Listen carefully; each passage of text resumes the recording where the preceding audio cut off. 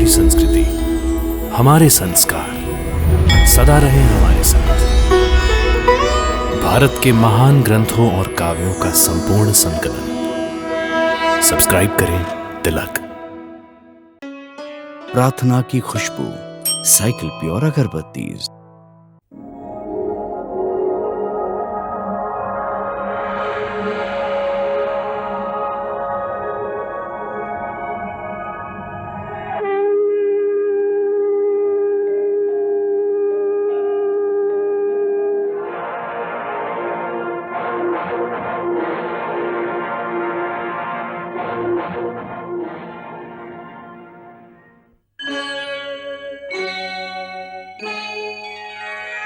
कृष्णा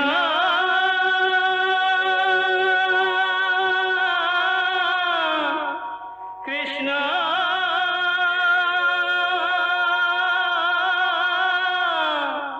हरे कृष्णा हरे हरे।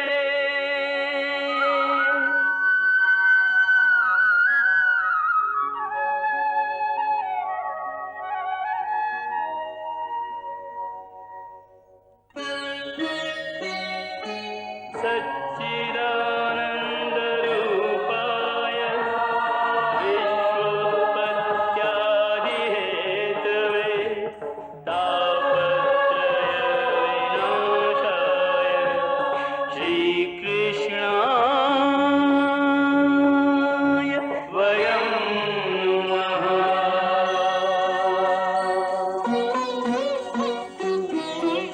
श्रीकृष्ण गोविंद हरे मुरारे, हे नाथ नारायण वासुदेव। हरे कृष्ण राधे राधे कृष्ण कृष्ण हरे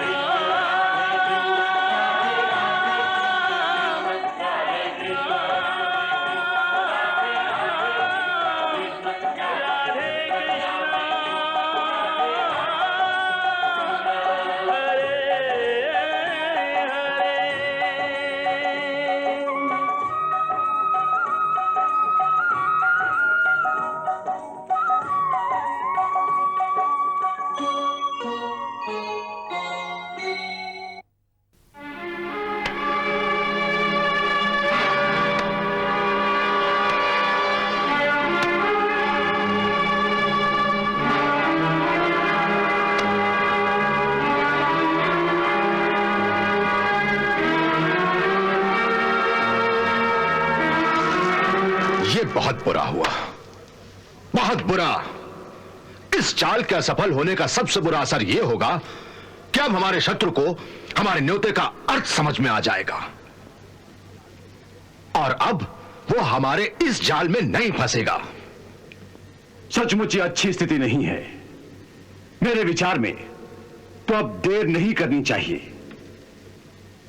इससे पहले कि अक्रूर शत्रुओं को इकट्ठा करे, हमारी सेना को गोकुल पर खुलकर आक्रमण कर देना चाहिए।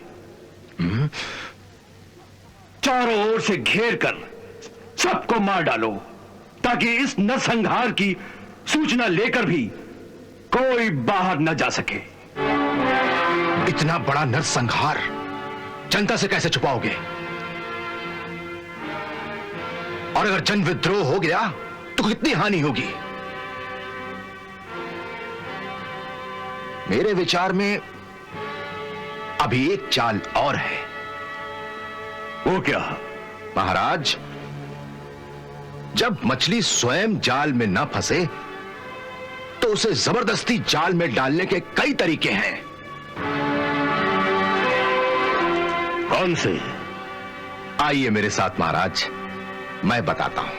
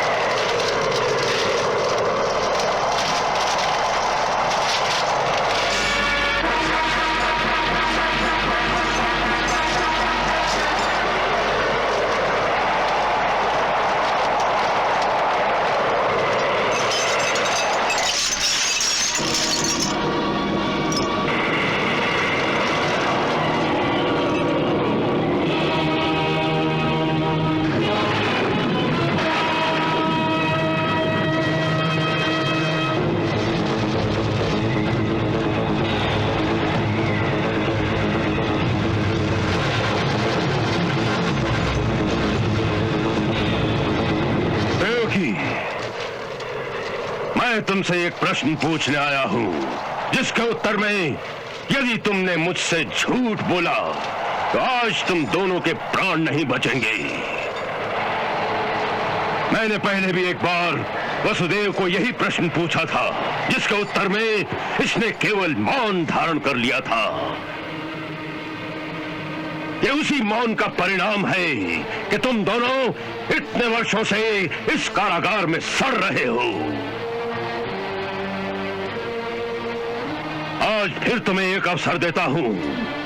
यदि तुमने सच्चा उत्तर दिया तो तुम दोनों को कारागार से मुक्ति मिल जाएगी, परंतु आज न झूठ से काम चलेगा और न मौन से। वसुदेव, तुम अपने आप को सत्यवादी कहते हो, इसलिए ये सत्य पहले मैं तुम्हारे मुंह से सुनना चाहता हूं। आज भी मेरा वही प्रश्न है कि यह कृष्ण नाम का बालक जो गोकुल में नंद के घर पल रहा है, क्या यही देवकी की 8वीं संतान है? बड़े भैया, देवकी की 8 संतानें तो हुई ही नहीं। क्योंकि एक बार देवकी का गर्भपात हो गया था, इसलिए वो संतान तो हुई नहीं।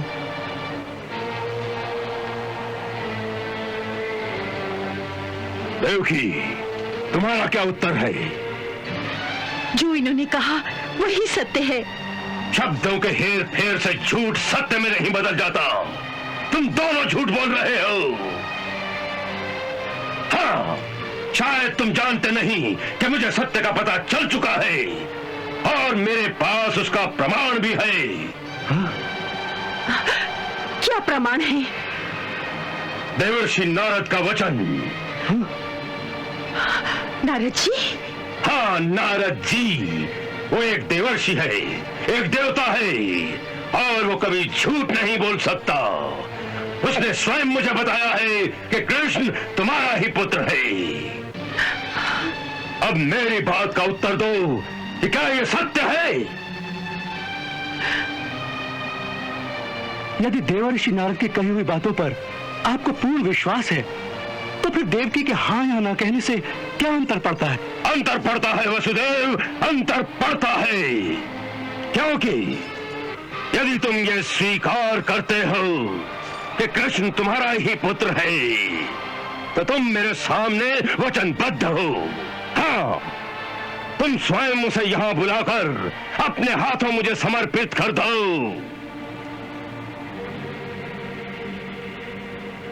तुम्हें याद है आकाशवाणी के समय दिया हुआ वो वचन?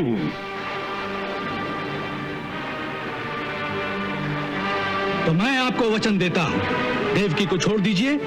मैं महाराज शूरसेन का पुत्र वसुदेव प्रतिज्ञा करता हूँ कि देवकी की प्रत्येक संतान को जन्म लेते ही मैं स्वयं अपने हाथों से लाकर आपको सौंप दूंगा।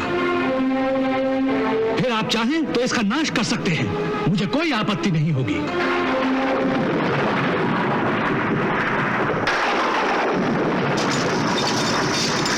सत्यवादी वसुदेव, तुम झूठे हो। तुमने मेरे साथ छल किया है, मुझे धोखा दिया है। तुम अपराधी हो, घोर अपराधी हो। ये झूठ है, झूठ है ये। मैंने अपने होश में कोई छल नहीं किया। अच्छा, तो अभी तक तुम बेहोश हो? हाँ?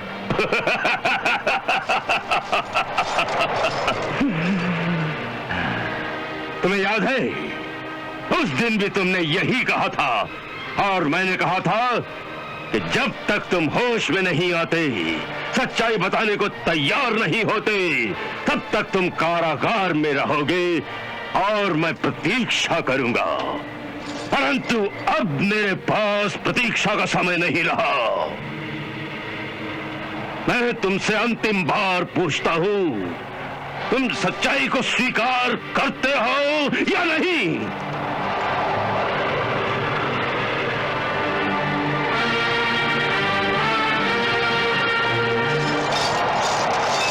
वसुदेव, तुम्हें होश में लाने और सत्य स्वीकार कराने के लिए और भी उपाय है मेरे पास।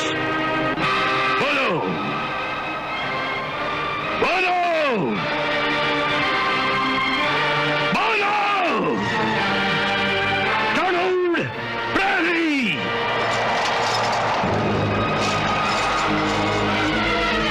महाराज, वसुदेव को कारागार के अंधे कुएं में डाल दिया जाए और मेरे 10 गिनने के अंदर यदि देवकी कृष्ण को बुलाकर मेरे हवाले करना स्वीकार न करे तो वसुदेव को जहरीले सांपों से भरे उस अंधे कुएं में गिरा दिया जाए।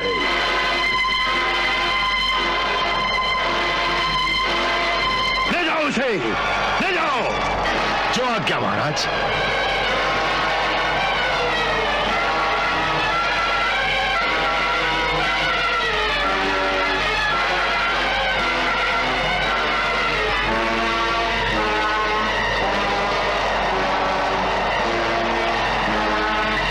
बांध दो। नहीं नहीं नहीं, दया करो। नहीं, इतना अत्याचार न करो। नहीं भैया, दया करो। नहीं भैया, छोड़ दो, छोड़ दो भैया। नहीं, दया करो भैया, इतना अत्याचार न करो। इन्हें छोड़ दो भैया। तो सत्य बोलो, सत्य बोलो। नहीं भैया, नहीं, दया करो भैया। दया, दया। चलो, इसे घसीटते हुए ले चलो। जो आज्ञा।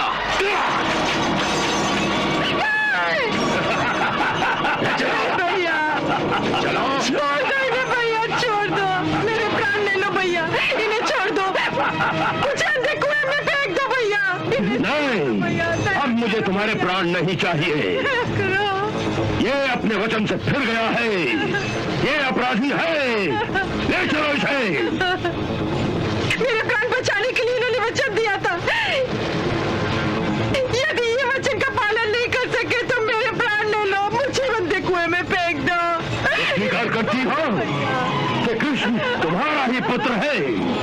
नहीं नहीं भैया, इन्हें छोड़ दो। स्वीकार कर लो, कृष्ण तुम्हारा ही पुत्र है।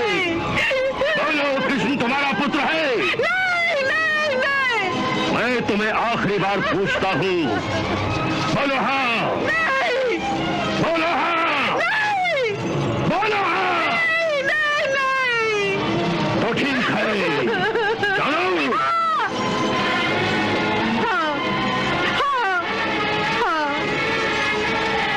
हाँ हाँ, मैं स्वीकार करती हूँ। मैं सब स्वीकार करती हूँ। कृष्ण मेरा ही पुत्र है भैया।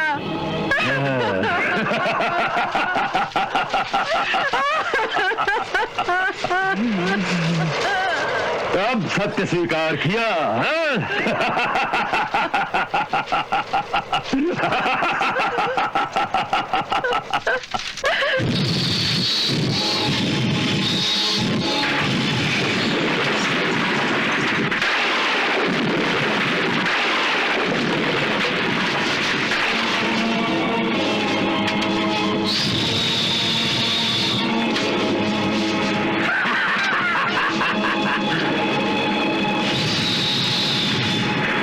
डाल दो इसे, डाल दो कुएं में।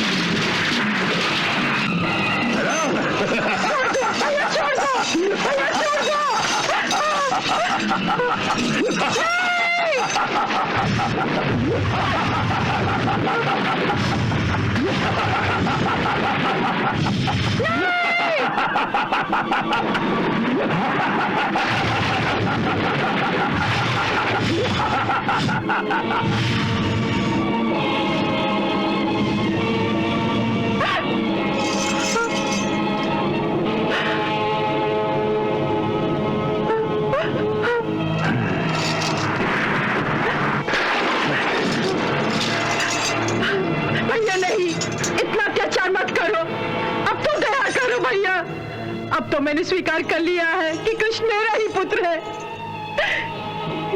यही तो तुम चाहते थे भैया, अब तो इन्हें छोड़ दो। नहीं, केवल इतना जानना ही काफी नहीं है। अब अपने पति के वचन के अनुसार उस कृष्ण को मथुरा बुलाकर स्वयं मुझे समर्पित कर दो। हाँ। नहीं भैया, एक माँ को अपने पुत्र की बलि देने को कह रहे हो? संसार की किसी माँ ने ऐसा महापाप नहीं किया होगा भैया।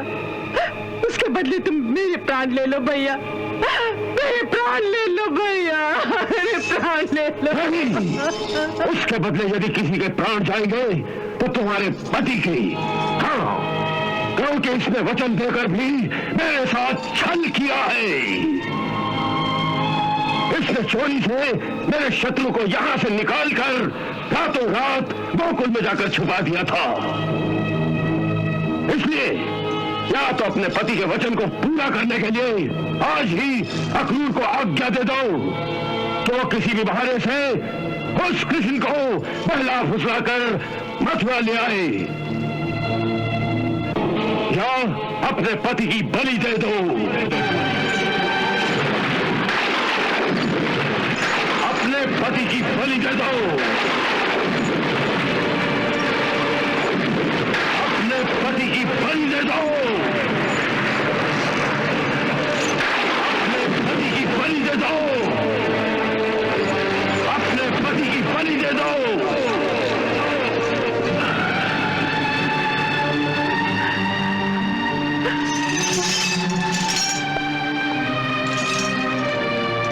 अक्रूर को? हाँ, अक्रूर को, क्योंकि केवल अक्रूर के कहने से ही वो आ सकता है। मेरे गुप्तचर मुझे बराबर सूचना देते रहते हैं कि अक्रूर गोकुल जाकर उससे मिलता रहता है, इसलिए वहां सब उस पर भरोसा करते हैं, उसे तुम लोगों का विश्वास पात्र समझते हैं। तो उस पर कोई शक नहीं करेगा और ये काम बड़ी आसानी से हो जाएगा। नहीं, नहीं भैया, नहीं। नहीं, मेरे साथ गिनने तक निर्णय कर लो कि तुम्हें पति चाहिए या पुत्र। 1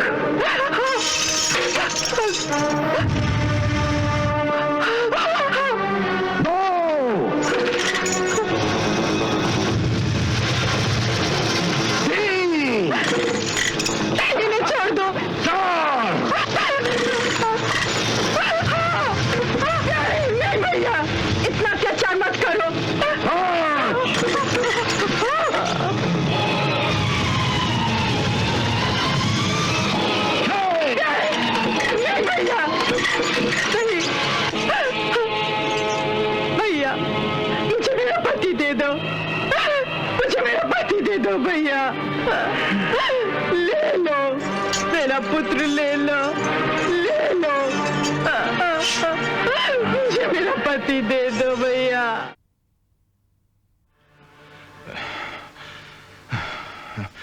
आप नहीं जानती देवी, आप मुझे क्या करने को कह रही हैं, इसका अर्थ आप समझती हैं? हाँ, मैं अच्छी तरह समझती हूँ। नहीं देवी, नहीं, आप बिल्कुल नहीं समझती। आप एक निर्दोष बालक को एक कसाई के हवाले करना चाहती हैं, जो उसकी हत्या करना चाहता है, उसका वध करना चाहता है। मैं जानती हूँ। और फिर भी आप मुझे कृष्ण को मथुरा लाने की आज्ञा दे रही हैं। मैं कृष्ण से क्या कहूंगा, क्या कहूंगा उससे कि आपकी माता ने आपकी हत्या कराने के लिए आपको मथुरा बुलाया है? इतना कुछ कहने की आवश्यकता ही नहीं, बस इतना ही कहना कि उसकी मां की आज्ञा है कि वो आपके साथ मथुरा आ जाए। यदि उसने पूछा क्यों, यदि उसने आने से इनकार किया तो? यदि वो मेरा पुत्र है तो ना क्यों पूछेगा, ना इनकार करेगा, बस मां की आज्ञा का पालन करेगा।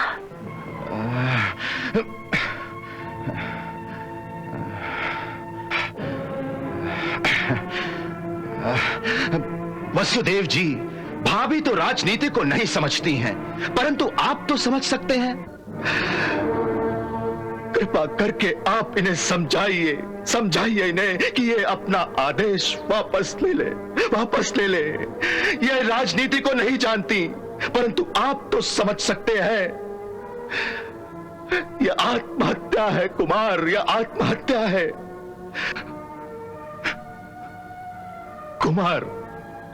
कुमार, मैं हाथ जोड़कर विनती करता हूं, आप इनसे कहिए इनसे कि ये अपना आदेश वापस ले लें।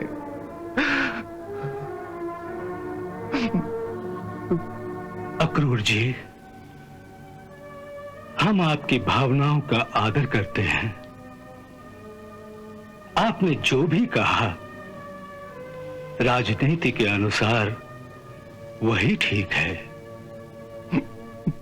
परंतु राजनीति से भी ऊपर मनुष्य का अपना धर्म होता है, और धर्म की महत्ता राज सिंहासन से कहीं अधिक है।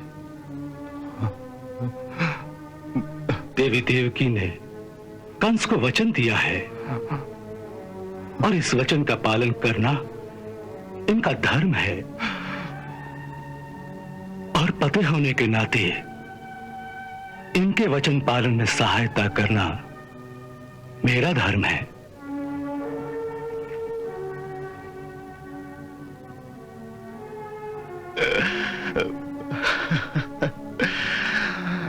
भाभी, भगवान के लिए मेरी बात पर फिर से विचार करो। जो बाजी हम जीत सकते हैं भाभी, जो जीत सकते हैं, उसमें इस प्रकार हमें हार मत दिलाओ भाभी, हार मत दिलाओ।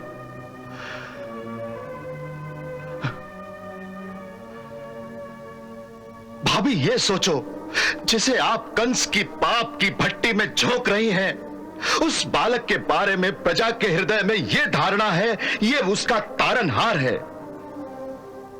अंदर ही अंदर उसे भगवान का अवतार मानते हैं वो।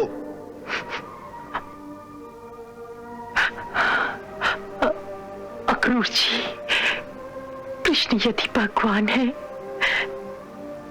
तो हमें उसके लिए डरने की कोई आवश्यकता नहीं। वो अपनी सुरक्षा स्वयं कर सकता है, और यदि वो सिर्फ मानव है, केवल मेरा पुत्र है, तो ऐसे धर्म संकट की घड़ी में जब मुझे अपने पति और पुत्र दोनों में से केवल एक को चुनना पड़ा, तो एक पतिव्रता के धर्म को मानते हुए पहले अपने पति के जीवन के लिए अपना पुत्र बलिदान देना स्वीकार किया।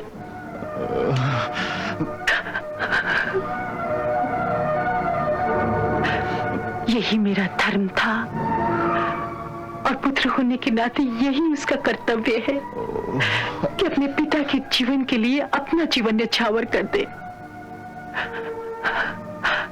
इसलिए अक्रूर जी, मेरी आज्ञा अटल है, उसका पालन किया जाए।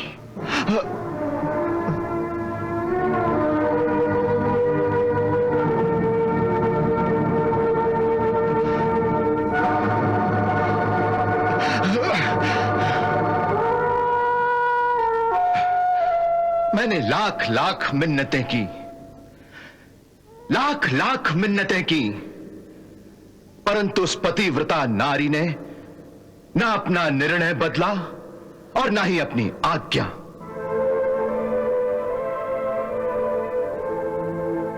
मित्रों, अब अपने स्वामी की आज्ञा का पालन करने के सिवाय हमारे लिए और कोई दूसरा रास्ता ही नहीं है।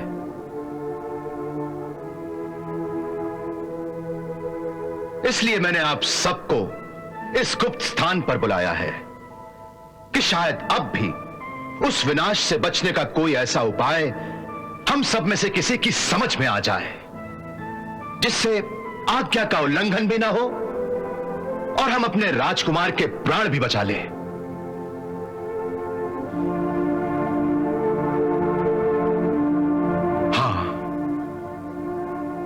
एक बात तो साफ है कि देवी ने केवल राजकुमार कृष्ण को बुलाने की आज्ञा दी है, तो हमें सबसे पहला कार्य तो यह करना चाहिए कि राजकुमार बलराम को शीघ्रातिशीघ्र वहां से निकाल कर किसी दूसरी जगह पर ले जाएं।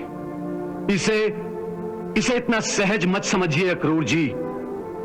इस बात का मुझे विश्वास है, जब आप गोकुल जाएंगे तो कंस आपकी प्रतीक्षा में चुप नहीं बैठा रहेगा।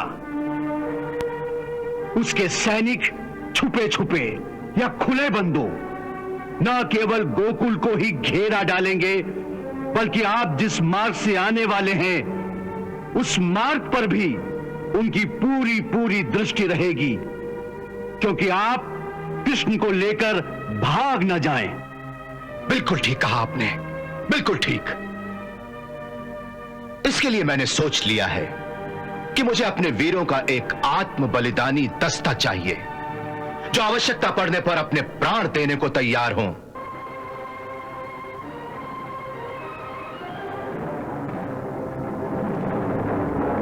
उस आत्म बलिदानी दस्ते की 3 टुकड़ियां होंगी। पहली टुकड़ी राजकुमार बलराम और उनकी माता देवी रोहिणी को रातों रात गोकुल से निकालकर अपने गुप्त सैन्य शिविर तक पहुंचाएंगी।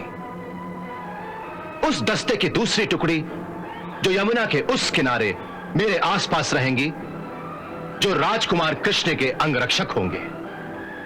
यदि रास्ते में कंस के सैनिकों ने कृष्ण पर हमला करने की कोशिश की, तो वो कंस के सैनिकों से टक्कर लेकर हमें राजकुमार कृष्ण को वहां से निकल जाने का अवसर प्रदान करेंगे। उस दस्ते को निश्चय ही अपने प्राण देने पड़ेंगे।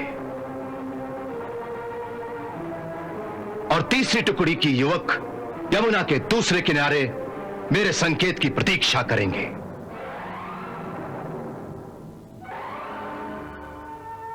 मेरे मस्तिष्क में एक अद्भुत नाटक की योजना सूझ रही है। कैसा नाटक? मथुरा आने के लिए हमें सिद्ध घाट से नाव लेकर यमुना तो पार करनी ही होगी। हाँ। तो नाटक यह है, जब नाव से हम मझधार पर पहुंचेंगे तो नाव के उलटने का नाटक किया जाए। कंस के सैनिक और गुप्तचर तो देख ही रहे होंगे। इस नाटक से यह सिद्ध हो जाएगा कि नाव के उलटने से कृष्ण के साथ अक्रूर भी नदी में डूब गया,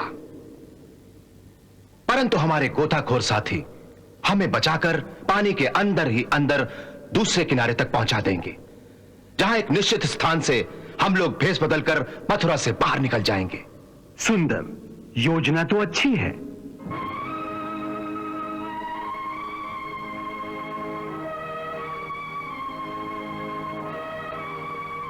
मरने वाले दस्ते में सबसे पहले मेरा नाम लिखिए।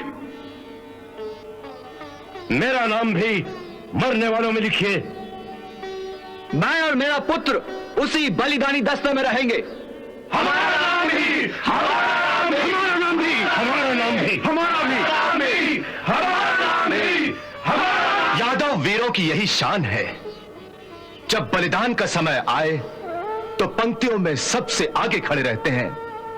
धन्य है आप लोग, धन्य है, धन्य है, धन्य है।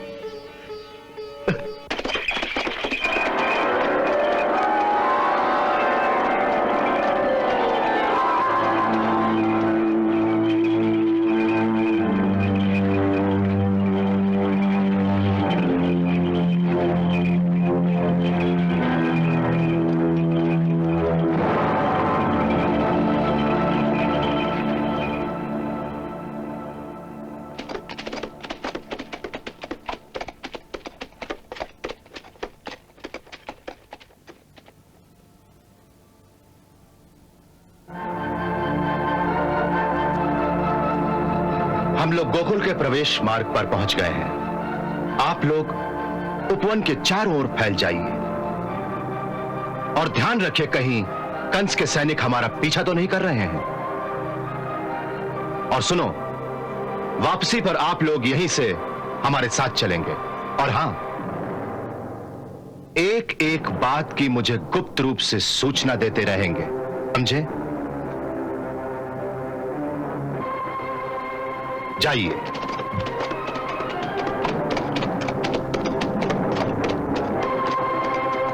चलो सारथी।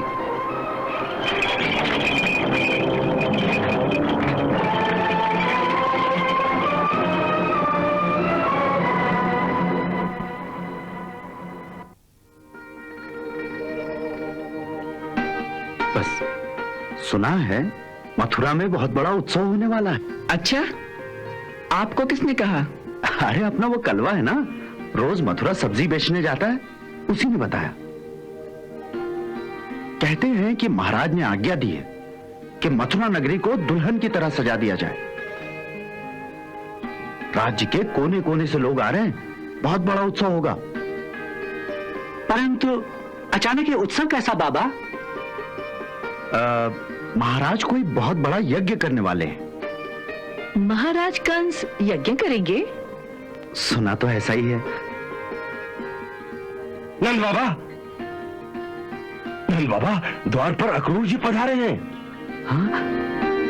अक्रूर जी? हाँ जी हाँ, एक बहुत बड़े रथ पर पधारे हैं। अच्छा, हम आते हैं। यशोदा तनिक ठहर जाओ, अब अच्छे समय पर आ गए हैं तो अब भोजन उन्हीं के साथ करेंगे। आओ,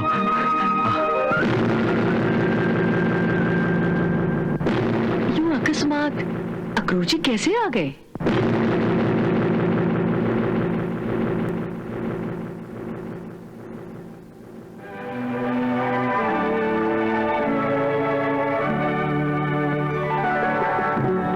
अक्रूर जी आइए आइए, स्वागत है आपका। प्रणाम नंद। प्रणाम। बड़े ही उचित समय पर आए आप। बस यशोदा भोजन परोसने ही लगी थी। अरे भाई मुकुंद, रथवान के भी भोजन का प्रबंध करो और घोड़ों को भी अश्वशाला में ले जाकर चारा खिला दो। जी स्वामी। पधारिए, आइए। चलिए।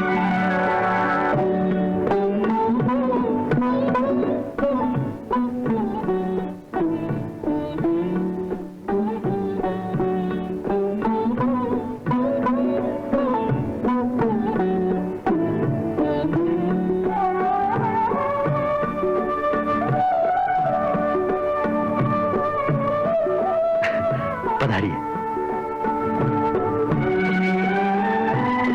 आइए आइए आइए।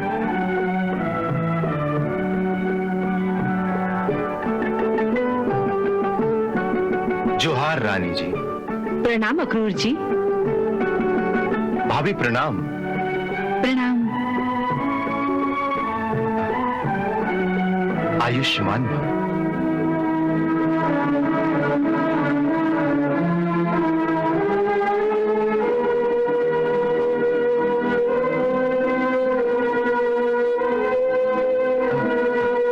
आयुष्मान भव।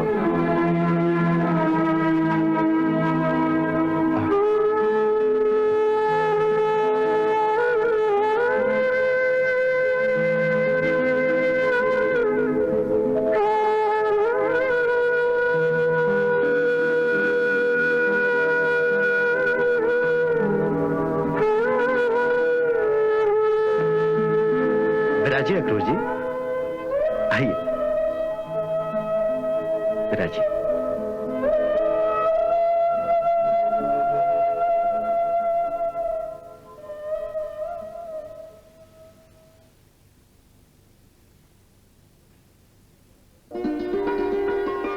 बस बस भाभी, भाभी कितना खिलाओगी?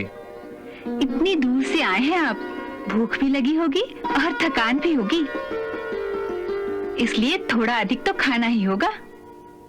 भूख और थकान तो आपके स्नेह से ही मिट जाती है भाभी।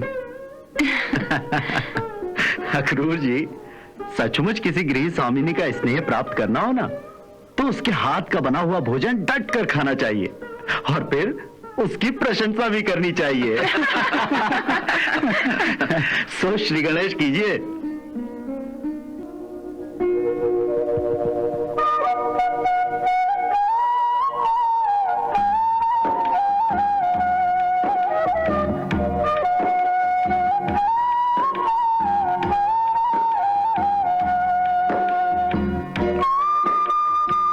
आहा,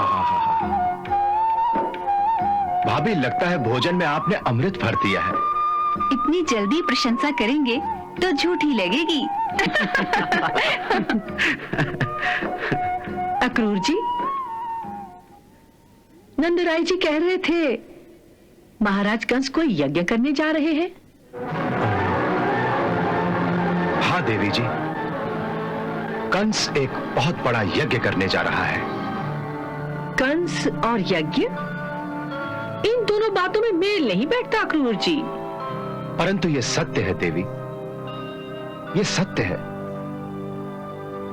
मथुरा के राजकुल के पास एक दिव्य धनुष है जो परशुराम जी ने इनके पूर्वजों को प्रदान किया था। पुरोहित सत्य के कहने से कंस ने एक महान धनुष यज्ञ का आयोजन किया है। उस समय मथुरा में बहुत बड़ा उत्सव मनाया जाएगा, जिसके लिए सारे प्रदेशों से बड़े बड़े वीर योद्धाओं को न्योता भेजा गया है कि राजधानी में आकर अपनी अपनी वीरता का प्रदर्शन करें। वाह, फिर तो बड़ी धूम होगी राजधानी में। दाऊ भैया, फिर हमें भी चलना चाहिए। अवश्य चलना चाहिए। बाबा, हम सब उत्सव में चलेंगे। मैं तुम्हें किसी उत्सव में नहीं जाने दूंगी। अरे तुम्हारा वहाँ क्या काम है? मैया, वहाँ स्थान स्थान से बड़े बड़े परमवीर योद्धा आएंगे। उनकी वीरता के करतब देखेंगे तो बड़ा आनंद आएगा। तुम कौन से इतने बड़े वीर हो जो वीरता के करतब देखने जाओगे? अरे वहाँ सब योद्धा लोग अस्त्र शस्त्र लिए मदिरा पीकर बाजार में घूमते फिरेंगे और कौन जाने कब नशे में धुत होकर वो आपस में ही जूझ पड़े। और फिर तुम कहाँ बचते फिरोगे ऐसे वातावरण में? ना दैया ना, मैं तुम्हें ऐसे वातावरण में कभी नहीं जाने दूंगी, समझ लेना। हाँ लो, मैया ने तो सब बंटा ढार कर दिया। बाबा, अब आप ही मनाओ ना मैया को। भाई तुम जानो और तुम्हारी यशोदा मैया जाने, मुझे इस झगड़े में मत डालो। क्यों अक्रूर जी? हाँ, बिल्कुल ठीक कहा आपने। काका, आप भी इन्हीं लोगों के साथ हैं। भाई मैं क्या कर सकता हूं? क्यों नंदराय जी? अब कोई कुछ नहीं कर सकता।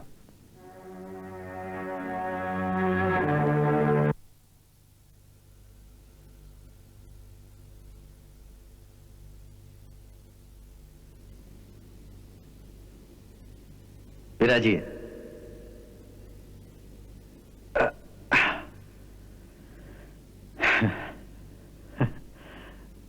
लीजिए मुखवास।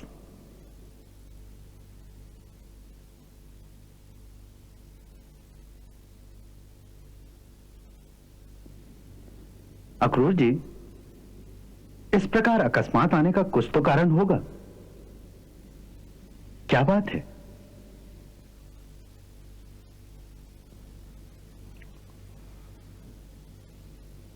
नंदराय जी, मैं एक न्योता लेकर आया हूं। न्योता? किसका? महाराज कंस का। हाँ?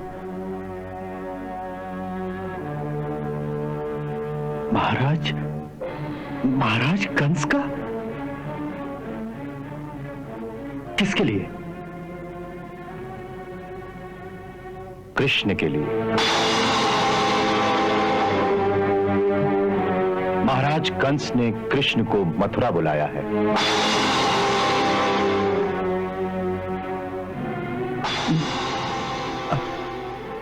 कृष्ण मथुरा? मैं कुछ समझा नहीं। महाराज को कृष्ण से मथुरा में क्या काम है?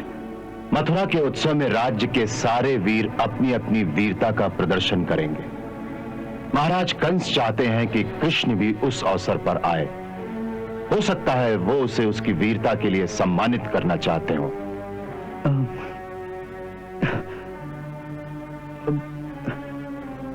कृष्ण उन योद्धाओं के बीच? क्या कह रहे हैं आप? अभी यशोदा की बात नहीं सुनी आपने? अरे वो तो उसे खेल तमाशा देखने भी नहीं जाने देने वाली वहां। रहने दीजिए अक्रूर जी, हमें किसी सम्मान वामान की आवश्यकता नहीं। यशोदा उसे कहीं नहीं जाने देगी। परंतु उसे जाना होगा। मगर क्यों? हम उसे नहीं भेजना चाहते, फिर क्यों जाना होगा? क्योंकि ये महाराज कंस की आज्ञा है। नंदराय जी, समझने की कोशिश कीजिए, ये राजाज्ञा है।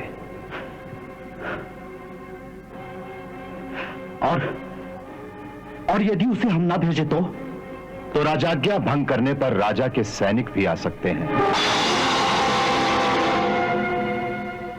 और मेरे विचार से राजा के सैनिक गोकुल के आसपास ही कहीं होंगे और देख रहे होंगे कि राजा की आज्ञा का पालन हो रहा है या नहीं।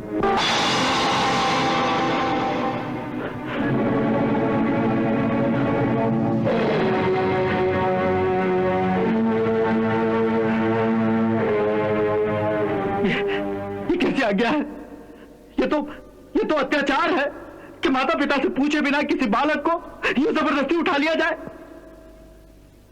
महाराज कंस ने यह आज्ञा कृष्ण के माता पिता से पूछ कर ही दी है। हा? माता पिता से पूछकर आज्ञा दी है? परंतु हमसे तो किसी ने नहीं पूछा।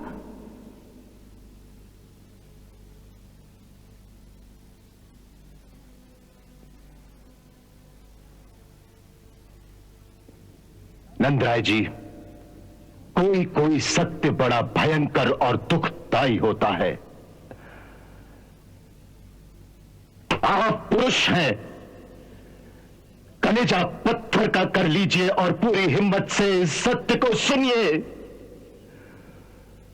इस सत्य को सुनिए कि कृष्ण आपका पुत्र नहीं है। अक्रूर जी!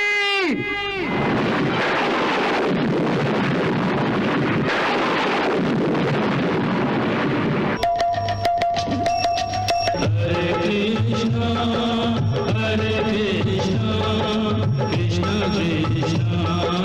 हरे हरे श्री कृष्ण चरितम गुणानुवादम तत्प्रेरणा अहं करोमि मम भावगीतं हृदयस्य प्रीतं त्वत्पद्मपादे समर्पयामि।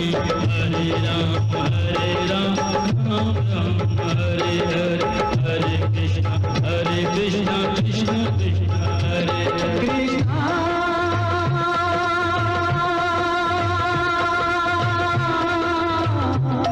कृष्णा